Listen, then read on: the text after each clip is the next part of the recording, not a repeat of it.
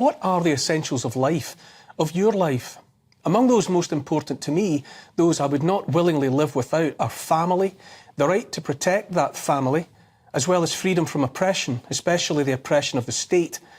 A freedom to which I used to give next to no thought at all, however, has now risen through the ranks to become for me among the most important of all. That freedom is the freedom to transact, which is to buy and sell without interference and scrutiny. Without freedom to control our own finances, we are, and this is no exaggeration, effectively driven from society. You might say that if we cannot buy or sell on our own terms, that we are transformed into non-persons. In this modern Western world of ours, the freedom to transact is bound up inescapably with the right to have a bank account. Deprived of that everyday, commonplace technicality, we cannot function in the myriad ways necessary to maintain modern existence. Without a bank account, we cannot receive a salary, we cannot pay our bills, we cannot obtain or service a mortgage or lease a car, we can't borrow money. In an increasingly cashless society, we can't even buy a loaf of bread. The list of impossibles or next to impossibles born of no bank account is long. To be deprived of a bank account is to be the victim of social murder. At the very least, it is a modern-day equivalent of excommunication, of exile. Last week, my fellow GB News presenter Nigel Farage revealed that the bank of which he has been a customer for decades has told him it's closing his accounts, that it wants nothing more to do with him. The same stricture has apparently been applied not only to Nigel, but to some of his family. Believe it or believe it not, but Nigel Farage is now the third person I know personally who has been treated thus by the banking industry in recent months. I'm also already aware of other private citizens of this country, apparently law-abiding tax-paying citizens, some in the public eye and the majority definitely not, who have been similarly dealt with. If you look on at this behaviour by banks and console yourself that such cannot and will not happen to you and yours on account of your good people and no trouble to the state, then I urge you to think again. What can happen to anyone may sooner or later happen to everyone. When it comes to governments, that which they can do, they certainly will do. I struggle to believe this is where we are now. The social strangulation of those deemed beyond the pale for whatever reason, those identified as having been critical of the mainstream state-sponsored narrative, a malevolent and sinister behaviour in the playbook of repressive, dictatorial, authoritarian regimes is apparently standard practice here in the Britain that was once great, but that is great no longer. This treatment is being meted out to Nigel Farage, not just to make life impossible for him, but, I say, pour encourager les autres. It is a warning to one and all that holding and espousing views counter to those favoured by the authorities will no longer be tolerated. In the hive mind of the Borg-like collective that is the uniparty, totalitarian regime towards which we are being marched, the drones are to be left in no doubt that resistance is futile. As sinister as any other aspect of all this is the realisation the whip is in the hand of the corporations. Klaus Schwab of the World Economic Forum calls this, euphemistically, stakeholder capitalism. What it means is that the decisions that matter are made not by governments, but by big business.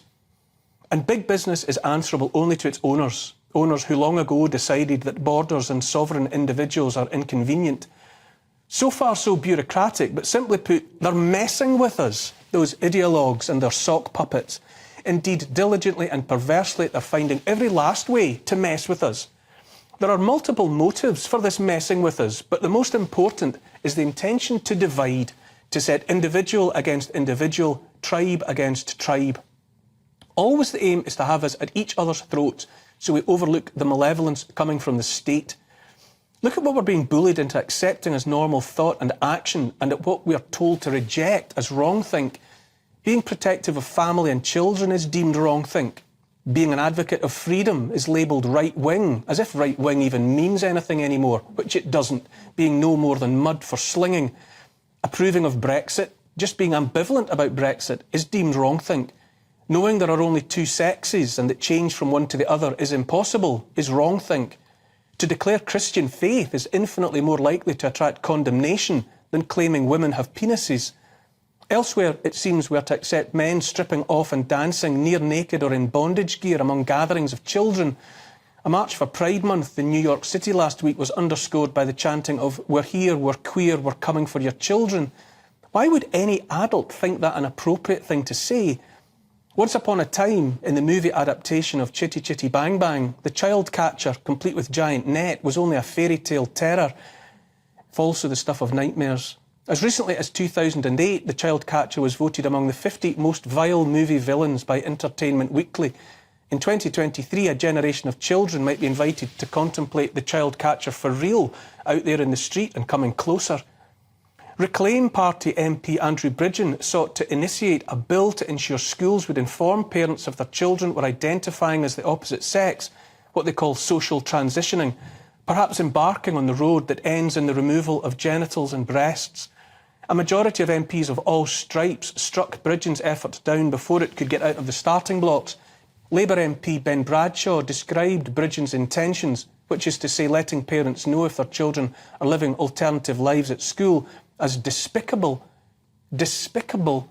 That parents should be kept informed about their children's lives can be described as despicable by a sitting MP, and that his comment is loudly approved by a majority of his ilk, is where we are now in this shadowland of Britain.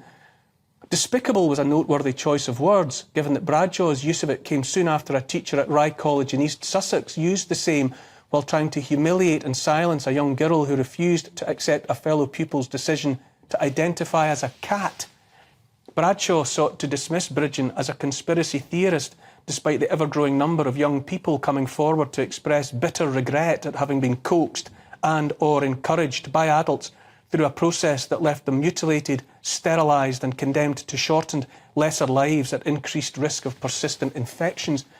Underneath all of it is the message that when it comes to the children, it's the state and not the parents that have the final say. In so many ways that matter, the children are already caught. This is where we are now, apparently, in a world where one wrong word can see a person exiled to a life made impossible in any modern sense. A world where the messing with children's bodies, with our minds and with our understanding of right and wrong is nothing less than sadistic, shaped and choreographed as it is to cut people loose from their moorings and set them adrift upon an ocean of uncertainty. If you feel that you no longer know which way is up, then I invite you to join the club. The messing is an all-encompassing, increasingly polluting every aspect of everyday life. I read last week about how the government of the Netherlands has in recent years authorised the euthanising of otherwise healthy young people, people whose only dissatisfactions were autism or some other intellectual challenge. This is the same Netherlands where farmers are being driven off their land to make way for the mega-city building plans of more of those stakeholder capitalist transnational corporations. The same Netherlands where homeowners can now be coerced to sell their homes only to people with a low to medium income, which is to say the government decides who you might sell your home to and at what price. More and more, the Netherlands appears to be a petri dish for the conducting of all manner of experiments in social engineering. And what happens there, anywhere, might happen elsewhere and then everywhere. The West, in the form of NATO, driven full tilt by the US and the UK, pursues a forever war in Ukraine, shovelling hundreds of billions of dollars, pounds and euros into government coffers there in the name of defending democracy. In Ukraine, democracy manifests itself now in the government's banning of opposition parties, the shutting down and criminalising of dissenting media, the jailing of a political rival and the raiding of Orthodox churches. Ukraine may not be the most corrupt country on earth, but in terms of many metrics, it's definitely in the top one. I invite you to contemplate a grim but nonetheless revealing truth that the powers that be, the state, whatever, as well as those populating the institutions, those driving the mainstream media, have absolutely no option but to keep driving their inversion of society. For a period of time hard to quantify, but let's imagine it in terms of many decades at least, a campaign of lying and plundering practised upon the many by the few has delivered those lying thieves to a point where if the many realised the extent of the wrongdoing, then the consequences would be colourful to say the least. Sharks must keep swimming forward or they drown. Everyone smiles at the happy ending of It's a Wonderful Life. All but destroyed by the villainous banker Mr. Potter, small-town good man George Bailey is saved in the end by the customers of his struggling building and loan, a community bank that has sought only to enable those customers to live decent lives. Saved also by the people of the town who love him. We smile and cry at the end of the story because we know it's rightful, the reassertion of the rightful order of things after time spent in a wrongful alternative. In the world George Bailey briefly wished for and got, a world in which he had never been born, all was wrong, upside down and inside out. His own children didn't exist because he had never existed. We're being presented with that inverted, darkened world now, tricked into thinking it has to be real. If it seems like a nightmare, then all we have to do is wake up. If we don't, then Zuzu's petals are gone forever.